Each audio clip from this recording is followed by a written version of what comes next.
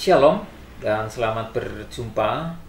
Senang saya dapat bertemu dengan saudara semua di dalam kesempatan yang indah ini. Hari ini saya akan menyampaikan firman Tuhan yang akan menjadi perenungan kita pada kesempatan ini. Tema yang diberikan kepada saya adalah hidup berkemenangan di tengah godaan. Sebagai dasar firman Tuhan, mari kita membuka firman Tuhan, Alkitab kita, di dalam 1 Yohanes 5 ayat 1 sampai yang kelima. Demikian firman Tuhan. Iman mengalahkan dunia. Setiap orang yang percaya bahwa Yesus adalah Kristus, lahir dari Allah, dan setiap orang yang mengasihi Dia, yang melahirkan, mengasihi juga Dia yang lahir daripadanya. Inilah tandanya bahwa kita mengasihi anak-anak Allah, yaitu apabila kita mengasihi Allah serta melakukan perintah-perintahnya. Sebab inilah kasih kepada Allah, yaitu bahwa kita menuruti perintah-perintahnya. Perintah-perintahnya itu tidak berat. Sebab semua yang lahir dari Allah mengalahkan dunia, dan inilah kemenangan yang mengalahkan dunia, iman kita. Siapakah yang mengalahkan dunia selain daripada dia yang percaya bahwa Yesus adalah anak Allah? Sebelum kita merenungkan lebih jauh firman Tuhan ini, kita berdoa mempersiapkan hati kita. Bapa di surga, pada kesempatan ini kami akan mendengarkan firman-Mu. Urapi kami dengan kuasa Roh Kudus-Mu sehingga kebenaran firman-Mu itu dimeteraikan dalam kehidupan kami, dalam hati kami. Dalam nama Tuhan Yesus kami berdoa. Amin. Saudara yang terkasih di dalam Tuhan, dunia ini mengalami perkembangan yang luar biasa, kemajuan zaman yang luar biasa. Dan begitu banyak persaingan dalam kehidupan ini. Orang bersaing, orang berkompetisi dengan berbagai cara. Namun kalau dunia kompetisinya tentunya bagaimana itu dilihat, mungkin kemewahan, gemerlap, dan begitu banyak ragamnya yang bagian-bagian tertentu adalah juga tidak sesuai dengan firman Allah atau bertentangan dengan kebenaran firman Tuhan. Kemajuan zaman termasuk misalnya penggunaan internet, media sosial, dan sebagainya seringkali juga dijadikan ajang untuk saling menjatuhkan. Misalnya kalau kita lihat YouTube, banyak caci maki di sana. Atau juga tawaran-tawaran dengan menggunakan aplikasi yang bisa diunduh. Orang bisa saja memanfaatkan hal yang negatif untuk mencari kepentingan-kepentingan dunia. Selain itu, dalam kehidupan dunia, karena orang kemudian berusaha untuk mendapatkan kekayaan dan sebagainya, uang, atau mengalami stres, mengalami tekanan, orang bisa berlari juga ke hal-hal yang negatif. Misalnya, penggunaan narkoba, minuman keras, rokok, dan sebagainya bagi orang-orang yang tentunya itu tidak bisa dipertanggungjawabkan atau kehidupannya tidak bisa dipertanggungjawabkan kepada Allah, itu berdampak kepada negatif. Pada intinya adalah kemudian orang mencari kemewahan, mencari hal yang dunia tawarkan, tanya tidak sesuai dengan firman Allah. Saudara yang terkasih di dalam Tuhan, godaan-godaan itu begitu banyak, dan tentunya bukan hanya berada pada zaman modern atau teknologi yang maju saat ini, tetapi di dalam Alkitab pun dituliskan bagaimana tawaran-tawaran dunia itu berlangsung. Melalui firman Tuhan yang kita baca pada saat ini, kita akan melihat bagaimana caranya kita menghadapi godaan atau tantangan, menghadapi tawaran yang ada di dunia ini. Kalau kita melihat firman Tuhan, di sini yang kita baca di bagian ayat yang pertama dikatakan, setiap orang yang percaya bahwa Yesus adalah Kristus, lahir dari Allah, Dan setiap orang yang mengasihi Dia yang melahirkan, mengasihi juga Dia yang lahir daripadanya. Bagian yang pertama adalah ditekankan di situ adalah mengalami kelahiran, lahir dari Allah. Apa yang dilahirkan itu? Di sini kelahiran adalah berbicara tentang pembaruan hidup, meninggalkan kehidupan yang lama dan memunculkan kehidupan yang baru. Kita sebagai orang percaya memiliki iman, memiliki dasar kehidupan, itu adalah karena kita mengalami kelahiran daripada Allah. Yang diperbaharui adalah cara berpikir kita. Yang diperbaharui adalah akal budi kita. Yang diperbaharui adalah hati kita. Ketika kita hidup di dalam pembaharuan, artinya kita membersihkan atau diri kita dibersihkan, disucikan dan hidup dalam pertobatan. Sebagaimana yang ditulis di dalam 1 Yohanes 5 ayat 18 yang mencatat setiap orang yang lahir dari Allah tidak lagi berbuat dosa. Sehingga kalau kita mau melawan godaan atau kita menyingkirkan godaan itu, kuncinya adalah kita harus hidup di dalam Allah, dilahirkan, meninggalkan semua perbuatan yang jahat, meninggalkan semua perbuatan yang dosa. Karena godaan-godaan yang ditawarkan dunia ini adalah akan membawa di dalam keberdosaan, yaitu bertentangan dengan kehendak Allah. Jadi kalau kita bertanya kemudian godaan itu sebenarnya dari mana? Godaan datang dari dunia ini. Kalau kita kemudian membaca di dalam Yakobus pasal yang pertama ayat 13-15 dikatakan bahwa apabila seseorang dicobai, janganlah ia berkata, pencobaan itu datang dari Allah. Sebab Allah tidak dapat dicobai oleh yang jahat. Dan ia sendiri tidak mencobai siapapun. Tetapi tiap-tiap orang dicobai oleh keinginannya sendiri. Karena ia diseret dan dipikat olehnya. Dan apabila keinginan itu telah dibuai, ia melahirkan dosa. Dan apabila dosa itu sudah matang, ia melahirkan maut. Firman Tuhan sangat jelas bagi kita di sini bahwa pencobaan itu bukan datang dari Allah. Demikian juga godaan itu bukan datang dari Allah. Tapi di situ dikatakan tiap-tiap orang dicobai oleh keinginannya. Gambaran yang mudah di sini adalah bagaimana orang ketika melihat sesuatu kemudian ingin untuk melihatnya mendekat, dan itu kalau dalam pikirannya kemudian wah ini menguntungkan, ini menarik, kemudian dia mulai memanfaatkannya, padahal itu adalah menimbulkan efek yang tidak baik.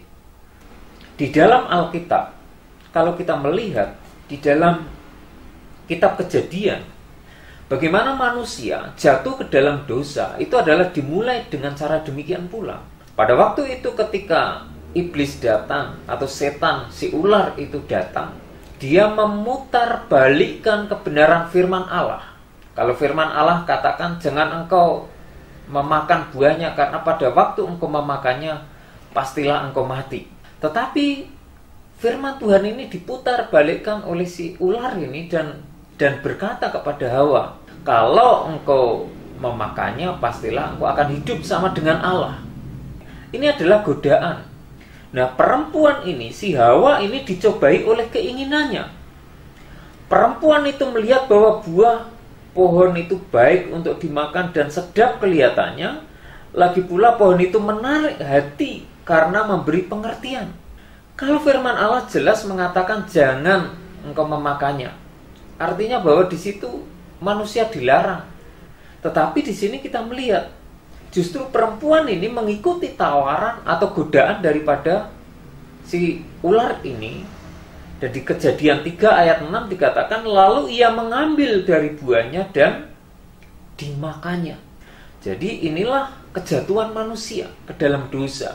Dimulai dari adanya godaan, merespon, mengambil, memakan. Itu yang menimbulkan dosa. Dosanya yaitu manusia bertentangan dengan kehendak Allah. Ya, kalau dalam istilah teologinya di situ dikatakan hamartia, meleset dari sasaran. Jadi seperti anak panah yang diluncurkan itu dari busurnya, di situ meleset dari sasaran. Nah, manusia hidup jatuh dalam dosa ini karena juga meleset dari sasaran Allah, yang menimbulkan manusia terpisah hubungannya dengan Allah, kekalahan yang terjadi. Untuk itu dari firman Tuhan ini di ayat yang ke-18 ini yang kita baca dari Yakobus 1 ayat 13 sampai 15, kemudian Kejadian 3 ayat 6 ini kita bisa melihat bahwa godaan itu selalu ditawarkan oleh dunia. Dan di situ ada peran kuasa jahat juga yang ingin menjatuhkan, menggoda. Dan ketika manusia menuruti apa yang ditawarkan oleh dunia, oleh kuasa setan, maka manusia akan menjadi jauh dengan Allah. Artinya apa? Mengalami kekalahan. Untuk itu kita sebagai orang percaya harus hidup berkemenangan dengan yang pertama adalah lahir dari Allah. Lahir dari Allah artinya di sini orang yang mengasihi Dia. Karena orang yang mengasihi Allah itu pasti lahir dari Allah, lahir daripadanya, dari Allah. Dan yang ayat yang kedua dari 1 Yohanes 5 dikatakan, inilah tandanya bahwa kita mengasihi anak-anak Allah, yaitu apabila kita mengasihi Allah serta melakukan perintah-perintahnya. Sebab inilah kasih kepada Allah, yaitu bahwa kita menuruti perintah-perintahnya. Perintah-perintahnya itu tidak berat. Yang kedua di sini adalah menuruti perintah-perintahnya. Bagaimana kita menuruti perintahnya? Di dalam firman Allah, ketika kita menuruti perintah Allah, kita hidup ini mendasarkan hidup kita itu kepada firman Allah. Karena di situ ada perintah-perintah Allah yang ditulis, yang diberikan oleh Allah kepada manusia untuk ditulis. Begitu banyak di dunia saat ini orang-orang yang tentunya mengaku percaya, dia memiliki Allah, percaya bahwa Yesus itu adalah juru selamatnya. Namun di sisi lain ada juga orang-orang Kristen yang suam-suam kuku. Hidup sebagian berada di kakinya berada di gereja, tetapi kaki yang satu masih di dunia. Keinginan-keinginan dunia masih menyelimuti, tergoda untuk mengikuti pola hidup di dunia dengan berpikir, kenapa orang-orang yang tidak mengenal Tuhan hidupnya bahagia, mengapa mereka tidak ada derita, sehingga mereka ikuti cara-cara yang salah. Ya. Bagi anak muda tentunya pada zaman ini juga godaan itu begitu banyak. Menggunakan media sosial dengan tidak bertanggung jawab itu juga ada, sampai terjerumus di dalam kehidupan yang salah menggunakan media sosial, menjadi orang yang suka pemarah, update status dengan kemarahan, tidak mencerminkan sebagai orang Kristen, atau mengikuti cara dunia melampiaskan ketika menghadapi persoalan yang sulit, melampiaskan dengan minuman beralkohol, mabuk, atau menggunakan obat-obat terlarang, narkoba dan sebagainya, yang itu kemudian tidak sesuai dengan perintah Allah. Perintah Allah jelas bahwa kita harus hidup seturut dengan kehendaknya, menjauhi segala hal yang jahat sebagaimana ditulis. Karena tandanya bahwa kita mengasihi Allah yaitu adalah kita menuruti perintah-perintahnya. Dan di situ dijelaskan bahwa perintah-perintahnya itu tidak berat. Nah, di dalam Alkitab tentunya banyak sekali juga contoh yang diberikan bagaimana orang yang menuruti firman Allah itu, perintah Allah itu. Memang harus berani membayar harga. Orang membayar harga itu berat, tetapi lebih berat lagi, sulit lagi kalau orang tidak mau membayar harga. Contohnya di dalam Alkitab adalah Yusuf. Yusuf, dia mengalami banyak penderitaan tentunya. Dia sebagai anak yang dikasih oleh Yakub, dimasukkan sumur oleh anak-anak dari ayahnya atau 11 saudaranya. Dia dijual ke Mesir. Di Mesir dia menjadi orang yang diberikan tanggung jawab di dalam rumah tangga Potifar. Tetapi situ ditawari, digoda oleh istri dari Potifar. Dan ketika ditawari itu, dia menolak tawaran dari istri Potifar itu, sehingga sampai dia dilaporkan, difitnah, dan dia dimasukkan ke dalam penjara. Tetapi sekali lagi bahwa kenapa dia menang atas godaan ini, Yusuf ini, karena dia takut akan Tuhan, dia takut akan Allah, dia lebih hormat kepada Allah, takut kepada Allah daripada penguasa, sehingga dia penjara tidak membuatnya kemudian habis karirnya, tidak, tetapi kedekatannya dengan Allah intensif, dia berdoa, dia memahami kebenaran firman Allah, kemudian dia diangkat. Bahkan setelah itu, karena dia orang yang dekat dengan Allah melalui mimpi, dia bisa mengartikan semua mimpi-mimpi, baik itu mimpi Fir'aun, mimpi para pelayan Fir'aun, diartikan semuanya. Dan kenapa dia kemudian diangkat menjadi gubernur muda di Mesir? Pada waktu itu dia dipanggil untuk mengartikan mimpi daripada Fir'aun, yaitu adanya pada waktu itu ada 7 lembu gemuk yang kemudian dimakan oleh 7 lembu kurus, yang itu pada intinya artinya adalah bahwa akan terjadi panen selama 7 masa itu, 7 tahun itu, kemudian akan terjadi kelaparan yang hebat di Mesir dan sekitarnya. Sehingga oleh hikmat Allah, Yusuf ini kemudian menyarankan atau memberikan masukan supaya dibangun lumbung-lumbung tempat untuk menampung hasil panen itu, sehingga ketika terjadi kelaparan, mereka memiliki simpanan makanan yang cukup untuk masa selama 7 masa itu.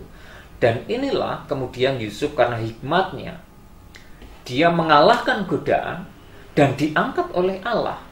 Ini adalah contoh kemenangan melawan godaan.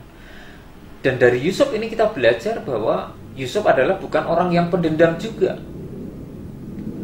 Kemenangannya dia atas dirinya sendiri, juga ketika saudara-saudaranya datang untuk membeli gandum, untuk membeli bahan makan bagi keluarganya untuk ayahnya. Oh, ternyata Yusuf ini tahu bahwa itu yang datang adalah saudara-saudaranya. Justru dia menangis. Orang yang kemenangan yang dia miliki bukan hanya menang atas godaan itu tadi yang muncul dari orang-orang di sekitarnya, tetapi dia juga mengalahkan godaan yang ada di dalam dirinya, itu egoisme, sikap mementingkan diri sendiri. Kalau Yusuf seorang pendendam, bisa saja bisa memenjarakan saudara-saudaranya, tetapi di sini kita lihat bahwa Yusuf kemudian mengampuni kakak-kakaknya, saudara-saudaranya, adiknya, ayahnya, justru kemudian diboyong ke Mesir saudara-saudaranya dan diberikan tempat di sana. Inilah kemenangan, karena dia juga melawan sikap ingin menang sendiri dari dalam dirinya, egoisme atau dendam itu dikalahkan juga. Ini adalah karena memahami perintah Allah. Jadi kemenangan itu dihasilkan karena kita bekerja dengan baik. Kemenangan itu dihasilkan karena kita tunduk kepada perintah Allah, menundukkan diri untuk mengikuti perintah Allah. Ini harga yang harus dibayar. Dan di sini dikatakan, sebab inilah kasih kepada Allah, yaitu bahwa kita menuruti perintah-perintahnya itu tidak berat. Ayat yang keempat, sebab semua yang lahir dari Allah mengalahkan dunia, dan inilah kemenangan yang mengalahkan dunia, yaitu iman kita. Dunia menawarkan godaan-godaan yang begitu fantastis, luar biasa. Orang ketika ingin mendapatkan sesuatu, ini ada posisi yang bagus untuk kamu, tetapi kamu harus tinggalkan kekristenan kamu, agama kamu. Itu contoh godaan juga. Atau ini kamu ingin mendapatkan uang, saya tawari pekerjaan, tetapi pekerjaannya tidak sesuai dengan iman Kristen. Sekali lagi, bahwa di sini ada perintah daripada Allah yang harus kita ikut supaya kita berkemenangan. Karena dunia ini jahat, dunia ini begitu jahat, godaannya begitu besar, godaan yang membuat orang dan dunia ini menawarkan itu semua. Kalau kita melihat kisah daripada Nuh, bagaimana Nuh itu bisa menang atas godaan di dunia, karena dia hidup bergaul dengan Allah. Pada masanya, di dalam kitab Kejadian pasal yang ke-6 di sana, kejahatan manusia luar biasa sekali. Dan di situ karena manusia begitu jahat, kalau kita membaca firman Allah, di sana dijelaskan pada zaman Nuh ini, ketika manusia begitu jahat, di pasal yang ke-6 ayat 5-7 di dalam kitab Kejadian dituliskan, ketika dilihat Tuhan bahwa kejahatan manusia besar di bumi, dan bahwa segala kecenderungan hatinya selalu membuahkan kejahatan semata-mata, maka menyesalah Tuhan bahwa ia telah menjadikan manusia di bumi, dan hal itu memilukan hatinya. Berfirmanlah Tuhan, aku akan menghapuskan manusia yang telah kuciptakan itu dari muka bumi, baik manusia maupun hewan, dan binatang-binatang melata, dan burung-burung di udara, sebab aku menyesal bahwa aku telah menjadikan mereka. Tuhan hatinya dibuat luka oleh manusia, di mana mereka kemudian melakukan kejahatan yang sangat luar biasa, sehingga itu memilukan hatinya Allah.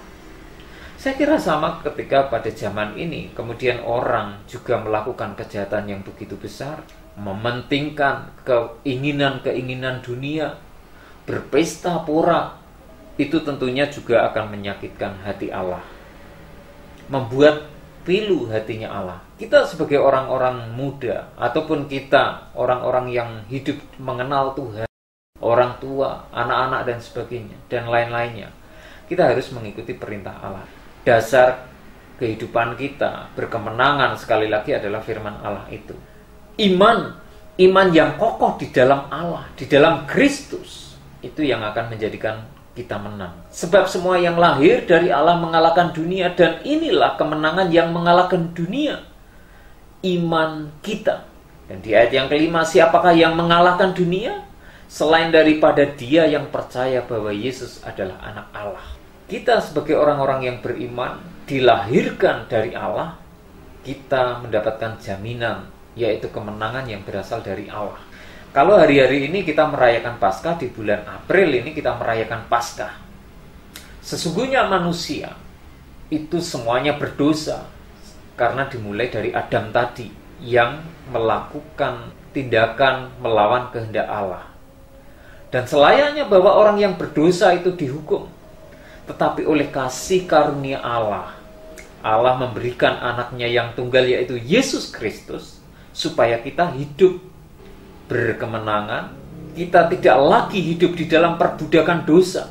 Karena apa? Dosa itu sudah ditebus, dibayar lunas hutang-hutang kita. Kalau dulu kita belum mengenal Tuhan, kita hidup seenaknya mengikuti cara dunia, itu kita hidup di dalam perbudakan dosa.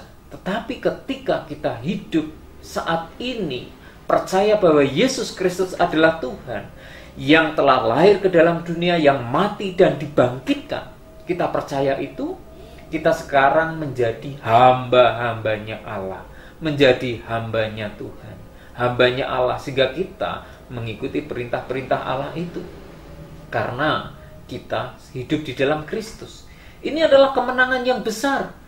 Jadi modal atau dasar kemenangan kita itu bukan semata-mata karena hasil usaha kita sendiri, bukan karena hasil usaha kita, tetapi adalah kasih karunia Allah. Kita memperoleh kemenangan, kita diberikan kemenangan oleh Allah. Dan di Alkitab dikatakan kita dibenarkan oleh Allah. Ini adalah anugerah yang besar. Sehingga kalau kita hari ini berbicara tentang godaan, tentang tawaran dunia, melalui cara-cara dunia ini, ada tantangan, ada godaan. Oh, dia menawarkan melalui media sosial, menawarkan kemakmuran, menawarkan kebahagiaan, tetapi itu sifatnya sementara. Kalau pada zaman sekarang pasti adalah kembali uang. Diukur semuanya, kesuksesan itu adalah begitu banyak uang, mendapatkan uang, kekayaan dan sebagainya.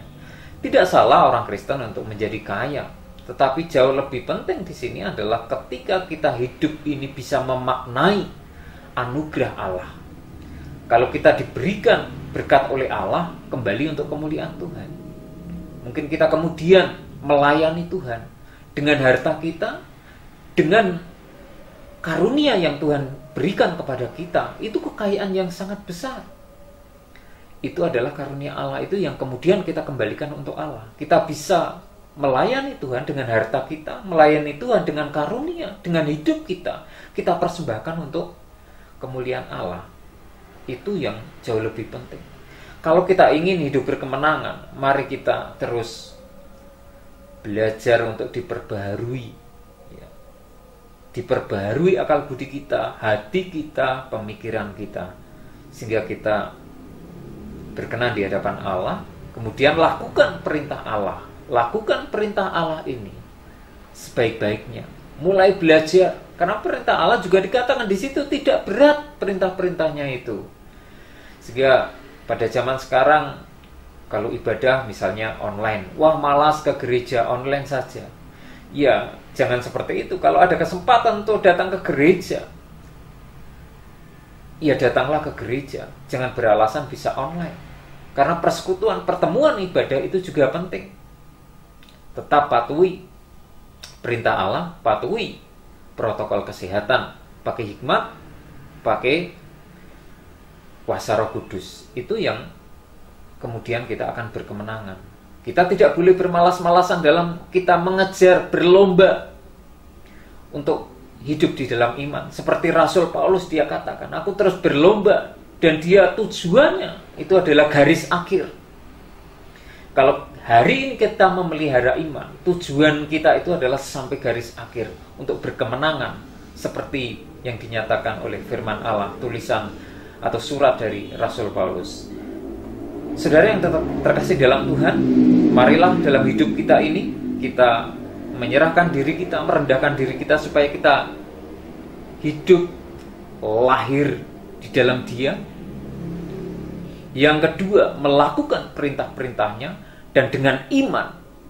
Bagian yang ketiga, dengan iman kita mengalahkan dunia.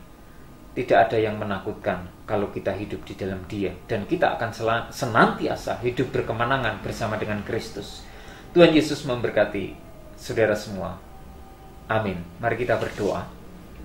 Terima kasih Tuhan untuk firman-Mu. Biarlah Engkau meteraikan dalam hidup kami, karena kami tahu bahwa Engkau adalah Allah, Juru Selamat kami. Engkau memberikan kemenangan bagi kami, hidup bagi kami. Kami menyerahkan diri kami, berkati seluruh kehidupan kami, supaya kami menjadi pemenang, dan lebih dari pemenang. Terima kasih ya Allah, untuk keselamatan, anugerah yang Kau berikan bagi kami, dan perlindungan-Mu bagi kami. Dalam nama Tuhan Yesus Kristus kami berdoa. Haleluya. Amin.